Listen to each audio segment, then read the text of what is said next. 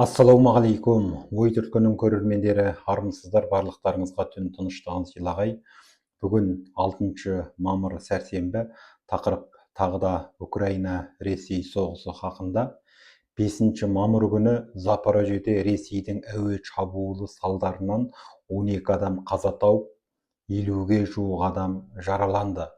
Сонымен қатар сейсенбі күні Ресей әскері Краматорск қаласының орталығына 3 рет әуеден соққы жасады. Салдарынан кемінде 6 адам қаза тауып, 5 адам ауыр жарақат алған.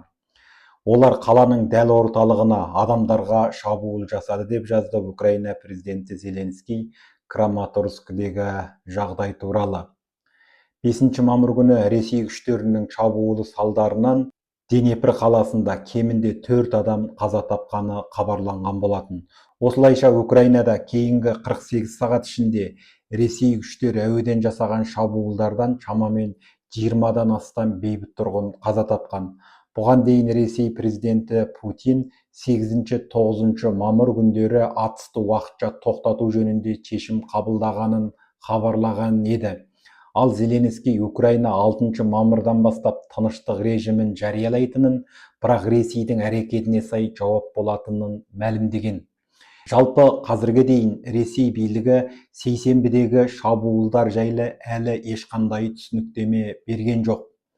Ал Ресей қорғаныс министрлігі жеңіс күнін атап өтуге орай 8-9 мамыр күндері атысты тоқтататынын мәлімдеп, Украинада осы жолды ұстанады деп үміттенетінін хабарлады. Министрліктің мәліметінше, Украина Мәскеудегі мерекенің шырқын бұзса, Ресей Киев орталығына соққы жасамақ. Ал Украина президенті болса, жоғарыда айтып өткеніміздей, атысты тоқтату режимін 6 мамырға қараған түні бастамақ.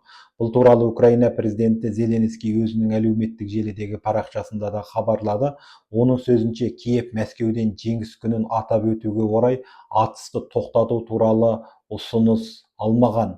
Біз үшін адам өмірі кез келген мерекеден қымбат. Осыған байланысты 5 мамырдан 6 мамырға қараған түнгі сағат 00-ден бастап тыныштық режимін жариялаймыз. Ереже бұзылса, тиісінше жауап қайтарамыз. Егер Ресей қорғаныс министрлігі Мәскеудегі парадты Украинаның келісімінсіз өткізе алмаймыз деп санаса, онда Ресей басшылығы үшін соғысты тоқтатуға бағытталған нақты қадамдар жасайтын уақыт келді деп жазды Зеленский.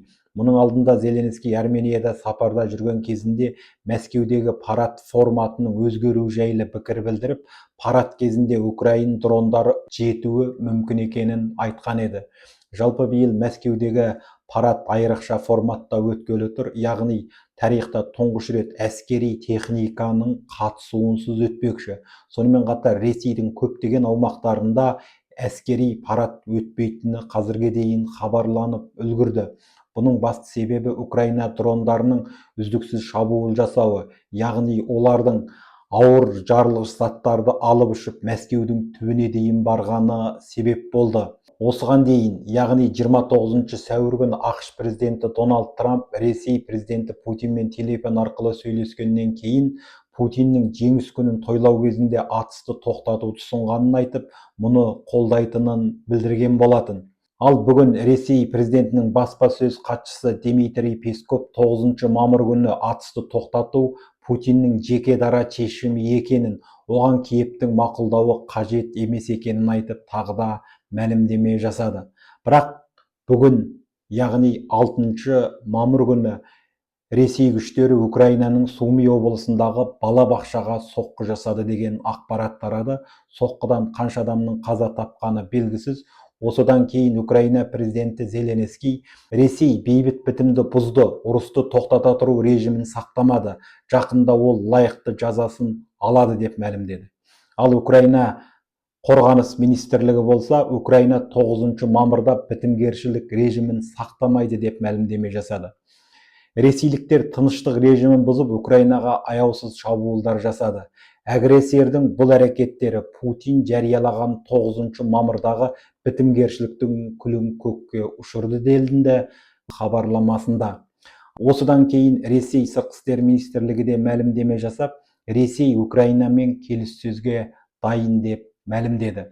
Жалпы қазір Мәскеуде үлкен сақтыққа көшкені байқалады. Сонымен қатар қазір Ресейдің басшылығының ішінде де текетірес күшейді деген сыбыстар шығып жатыр. Кеше Financial Times басылымы Ресей президенті Путин өзіне қастандық жасалуынан қорқып, бункерде отырғанына 2 аптадан асты деген ақпаратты таратты. Аталған басылымның ақпаратына сенсек, Путин ұшқышсыз ұшақтардың шабуылынан, әсіресе өзінің қол астындағы әскерилердің төңкеріс жасауынан қорқып, маңына көп адамды жолатпай бункерде өмір сүріп жатқан көрінеді.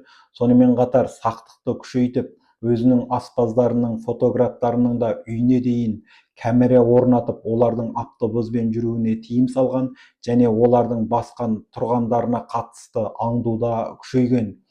Financial Times-тың дерегіне сүйенсек, Ресей басшысы өз еліндегі әскерилердің төңкеріс жасауынан да аса қауіптеніп отыр.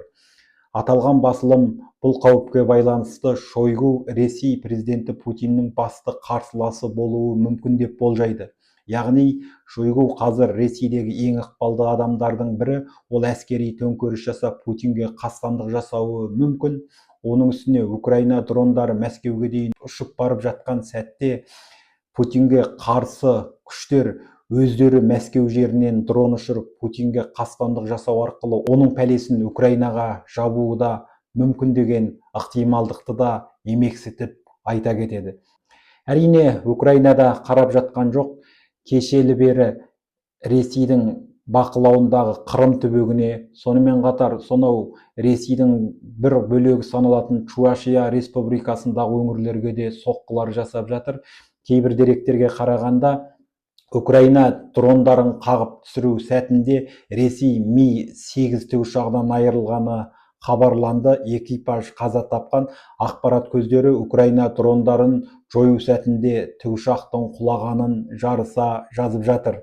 Сонымен қатар Украина қарулы күштері өздерінің теңіз дрондары арқылы Қырым көпіріне де соққы жасағаны мәлім болды. Алайда соққыны тойтару сәтінде Ресейдің 8 бірдей әскери қаза тапқаны хабарланды. Мұны Ресей тарапы да растады.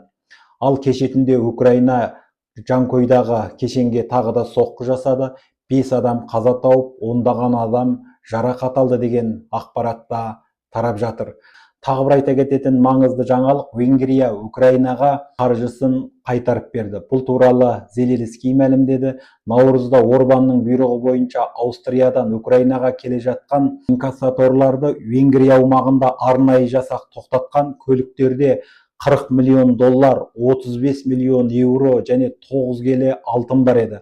Енді осы қаржыны Венгрияның жаңа билігі Киевке қайтарып берді. Сонымен қатар осының алдында Венгрияның жаңа билігі Украинаға Еуроодақтың беретін 90 миллиард еуросын бұғаттамайтынын, алдағы уақытта оның Украинаға берілуіне қосылатынын мәлімдеген болатын.